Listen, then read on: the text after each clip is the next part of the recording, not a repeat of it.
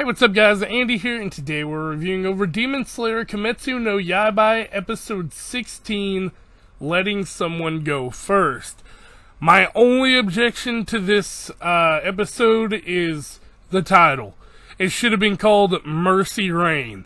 That would have been everything. I get why they called it Letting Someone Go First, because we're kind of getting to see Inosuke kind of starting to play fair and nice with old Tanjiro here, but this has my favorite scene in the entire series in it right here. This might very well be my favorite episode of the series, but with that being said, gang, you know, we got a lot to talk about in this episode.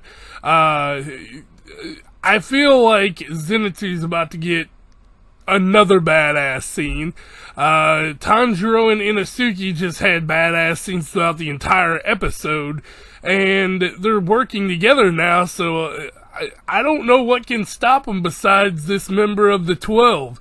So I think they're going to take out probably the sun here in a minute, and then we got a glimpse of a little girl, and she seemed to be the only one in this family who wasn't a complete twat, so hopefully everything goes well and she gets to, you know, somehow survive or at least get a mercy death. But yeah, with that being said though guys, let's go ahead and jump right into this review, and if y'all do enjoy it, don't forget to like, comment, and subscribe to the channel, and let's just get right into it.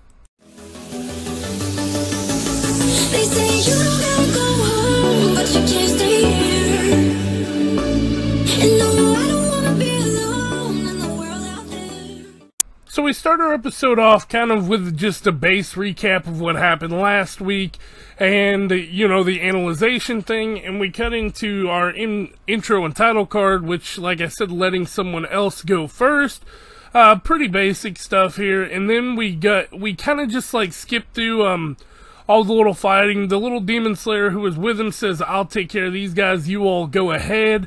And they run into this group, and this girl's telling them, you know, please summon someone of higher rank. You know, I don't want everyone to die here.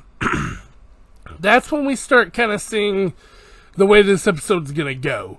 So the boy, I can't remember his name, but he comes up to the girl here, and he's like, "Mom, you better kill them quick or I'm gonna tell father." And she's like, "Don't tell father, just not him." And she starts freaking out. And that's when, you know, she starts like having them attack even harder. And, you know, Tanjiro gets the idea, okay, instead of killing them, let's throw them over trees so they can't move. So they do that, and they get to the last one, and we cut over to Zenitsu here, who is just like, he's just walking around screaming for Nezuko, and Zenitsu, please just go the fuck to sleep and do something. Shit. But we cut back here, and before they can get the last one up, she goes, "I don't need these useless dolls anymore," and she snapped all of their necks. And that's when we see a glimpse of a bigger problem over the horizon. And a bigger problem it was. It is a demon that has no head, but is, you know, being controlled. And this thing was insane looking. But they're at this point, they're kind of like on the same page, but not. But this is where they really get on the same page, because Inosuke almost dies here. He gets caught by the spiders, and he's like, "I'm a dead man," and Tanjiro saves him. And, you know, he goes for the knees, cuts the knees out, and he launches Inosuke up, and Inosuke cuts the side and then pulls the full cut, and it disappears.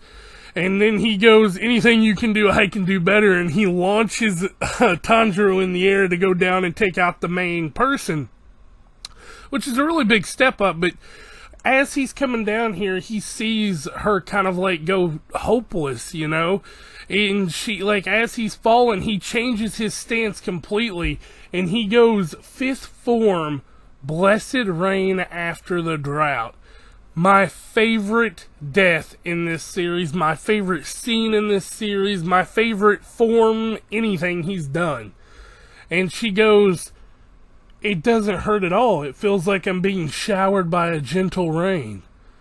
And she looks into his eyes, and she goes, "I can see that he's kind. He's got kind eyes." this was so beautiful. And it was even more beautiful when we cut into this, because we see the member of the 12 here, who is the father, and he's just beating her up, grabbing her, and hitting her, and all the kids are kind of hounding her, except for that one little girl. And then she tells them, she's like, be careful, there's a member of the 12 Kizuki here. And that's where the episode ends. So, like I said, this was by far my favorite scene in the series. I think I'd have to look back, but I think this is my favorite episode as well.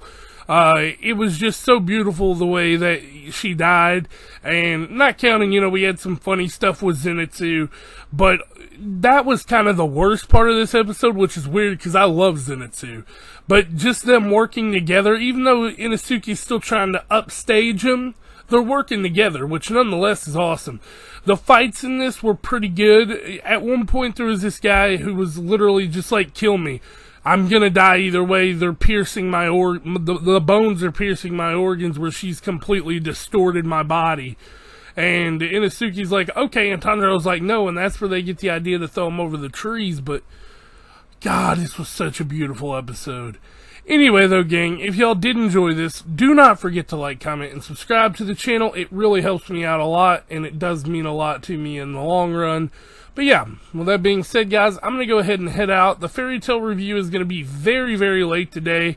I have to work later, and I probably won't be able to do it as soon as I get home, but we'll try to get it done at late-ass o'clock. So yeah, with that being said, I hope y'all did enjoy, and I'll catch y'all next time. Peace out. Right here, feeling like it's out gear, driving towards the sun with a rose and a gun. Feel the wind in my hair, going nowhere, I swear.